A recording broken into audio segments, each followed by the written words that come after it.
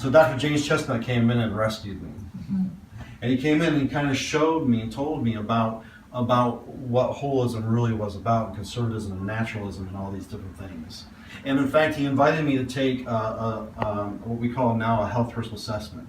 Back then it was done on paper, and now today we actually have it in computer form. Let me just ask you guys a couple questions. I ask this now everywhere I go, especially since I've had my epiphany in my own life. How healthy are you? Everywhere I go, I ask that question, and so I just get these kind of blasé, I don't know if that's the right word, answers. Just, well, I'm pretty healthy. Well, what's your evidence of that? Well, I eat pretty good, I exercise often. So, compared to what? Eat pretty good compared to what? What are you comparing yourself? How do you know? How many of you feel like there's a way out there to know how healthy you actually are? Like quantitatively.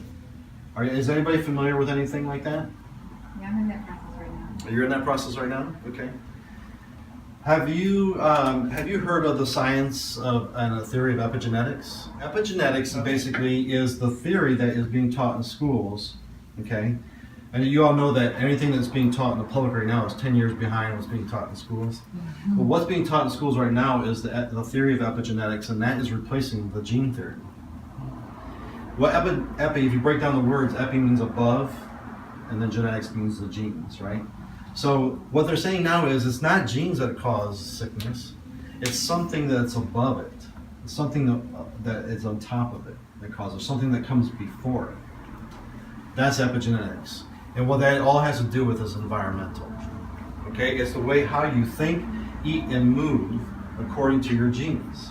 Okay, so here's what's interesting. So I ask people all the time, how healthy are you, and how do you know? What can you prove? What's your evidence that you're as healthy as you want to, or need to be, or deserve, or can be? Wouldn't you want to know that? Because if we are expressing 100% of our optimum health, the way that our innate intelligence is designed to be, what are your chances of having cancer, diabetes, rheumatoid arthritis, thyroid issues, so on and so forth? 100% optimum health, what's your chances? Pretty low. None. If you're expressing 100% of your health. So what's interesting about that is that if you don't know and don't have that awareness that your health can even be quantified, then how can you obtain it? What you'll do is, just like everybody else, and what I did, even in the state that I'm talking about, is you'll do the best that you can do. You'll do whatever has come to you. And that's honorable. That's all you're expected to do. So what I'm here to talk about is, and to create awareness of, is that your health can actually be quantified. Now, what I'll tell you is that it's not all inclusive. But what I have my hands on is a health risk assessment that is based on the science of wellness and health and epigenetics that identifies all of those environmental markers for you. So if you say, I eat fairly healthy, what are you saying you're eating? How many servings of vegetables does that mean? Does anybody know? And that's exactly right, 5 servings. Now what am I basing that on? What I am trying to help you and create awareness on tonight is that your genes, your DNA, does not have any entity of itself. It does not do anything on its own. It has, what is your DNA? Does anybody know what actually your DNA is? Your DNA is the library of information that tells us how you should eat, think, and move. That's all it is, or it's the blueprints of ability. That's what your DNA is to you. It's your blueprints. It's your recipe of who you are and how you can be expressed. Okay? So what if I told you that your DNA says how many servings of vegetables you should have, and how many servings of fruits you should have, and how many cups of water you should have, and how often you should have those? What if I could tell you that there is a lot of evidence, a body of evidence, that tells you how you should be thinking every day and socially interacting, and how you should be moving, and how much energy expenditure you should be having, and what that energy expenditure should look like. And that knowing all those things would actually help to propel you to reach your optimum health and live that 100+ years. Anybody ever heard or seen Jack LaLanne? Yes. What an amazing guy, right? He lived like a squirrel, all the way to the end. Oh my goodness. I mean, he was strong all the way to the end. I mean, he was pulling tugboats in his 80s, you know, swimming in the river. I'm not saying that anybody has to be like that. What I'm saying is that he lived his potential the best he could. But he has some awareness, right? That's why he created the Jack LaLanne juicer, and everybody's, he was juicing all the time. He was a chiropractor. Did anybody know that? I didn't know that. He was a chiropractor. And so he understood the basic premises of innate intelligence, that the body doesn't need any help. It just needs not to have any interference. He understood that the reason why we would even be moving away from optimum health is because of toxicities and deficiencies in our lives. Anytime that you bring something in from your environment into yourself or around yourself, whether it's your thinking, eating, and moving, and it's not written on your genes as a requirement, that is what we call a rock in the backpack. That is what we call a toxin or deficiency. If you don't do all the energy expenditure in a day that you should have, that's a rock in the backpack. What do I mean by rock in the backpack? Well, rock in the backpack is an analogy that Dr. Chestnut made, the guy that came and introduced me to these concepts. He said, imagine that you're all born into this world in a pool of water, okay? And then as you're in that pool, you have these little water wings on. Everybody know what the water wings are? The kids wear, right? Now those water wings have a little tiny pinprick hole in them. Okay, so just keep that in mind. So you're in the water, you're floating in the water of life. This is what you're born in. You have this water wings on with a pinprick hole that's releasing air at just a little tiny bit at a time. And you're also born with a backpack on. So you're born in this pool of water, backpack on, water wings with a little hole in it, okay? Now, if you're fortunate, which I was not, if you're fortunate, you can be born without any rocks in the backpack. So what is a rock? A rock is just like I explained earlier. It's anything that you bring into your environment that's not required by your genes. So that would be a toxicity, any type of toxicity. Negative thought patterns, anger, frustration, bitterness over a long period of time. Anything that you should bring in that you don't, like 5 servings of vegetables and 5 servings of fruits and exercise and so on and so forth. Certain types of exercise, resistant exercise, aerobic, anaerobic. These are all different things. So anytime you should bring that in and you don't, that's another rock in your backpack. Okay?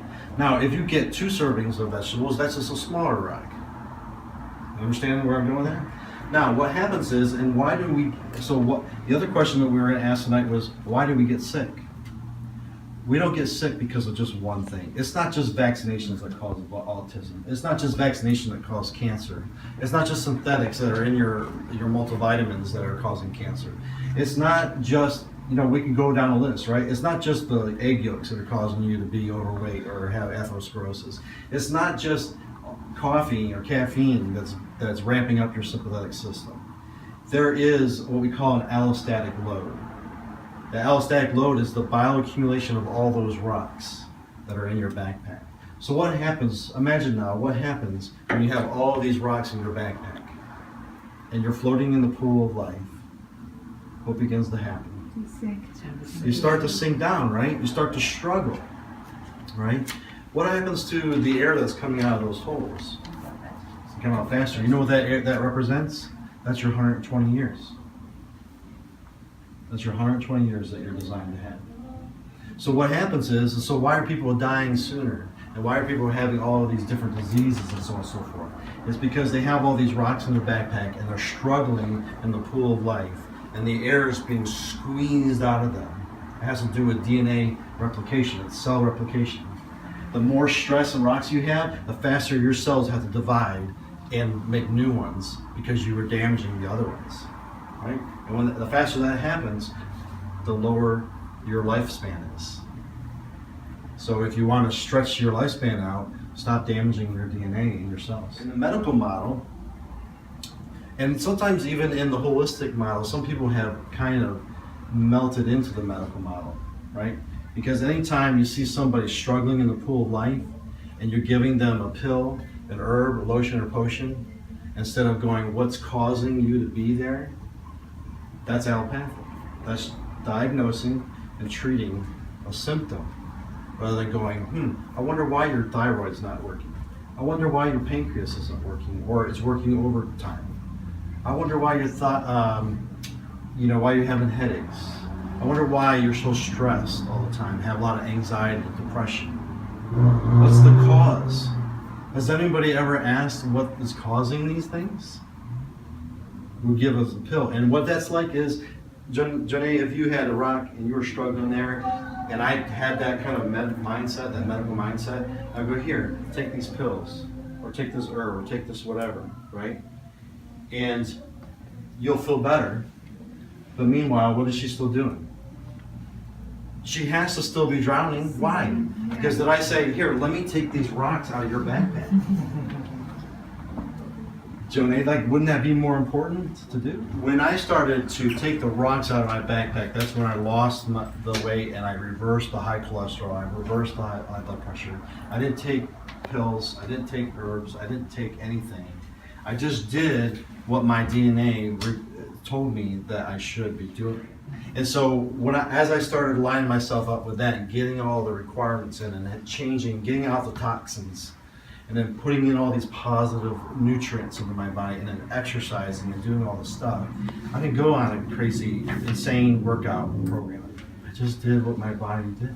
Sickness and health are both a bioaccumulation of choices. In order for me to be sick, I had to make poor choices, not just once, but over a period of time. If I could tonight, if you take anything away tonight, if we could just start changing our language just a little bit, you're going to start making a huge difference in your lives and the lives of those that are in your influence, okay? What I want you to realize tonight is that sickness doesn't exist. I want to compare sickness to darkness. Does darkness exist? Well, in order for something to exist, it had to be some kind of entity, right? We got to be able to have it manifest in some way, right? Which light does. Light exists because we can take it and we can harness it and turn it on and off. We can light a match, or we can look at the sun. We can see that there is energy. Where's darkness? Darkness is just the absence of light. Exactly. So it's not really an entity. It's just how we explain less light, right? Sickness is the absence of health. You were born to crave and be healthy. And that's the paradigm that you start with in order to change your life. See, sickness is just the absence of health. It's not really real. And those symptoms though, high blood pressure, cholesterol, all those things, you know what those were for me? Those were my body's gesture to tell me that something's wrong and you need to change your environment, but I'm going to buy you some time. If I didn't have the ability to have high blood pressure or high cholesterol, you know what I would die from? Acute illness rather than chronic. But those things, those symptoms that we have, those aren't sickness. Those symptoms that we talk about, that we try to treat and diagnose, those aren't sickness.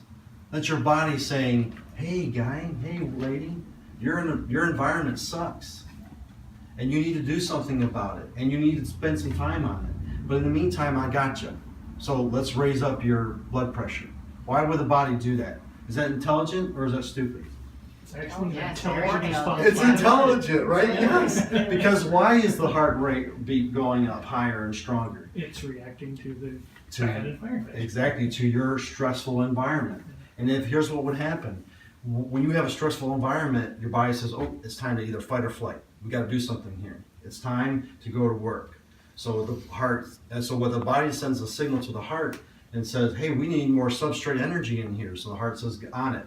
So it starts beating hard. I'm going to get this stuff in there so we're about ready to fight or fly away from a bear, right? That's intelligence. And then we go to the doctor because we're not feeling good. The doctor measures this and says, oh, I figured out your problem. You have high blood pressure. Here, take a pill. Whoa, what about all these rocks in my backpack, Doc? That's okay. We can bypass your innate intelligence, natural ability to regulate, and you won't have to feel that symptom anymore. How awesome is that?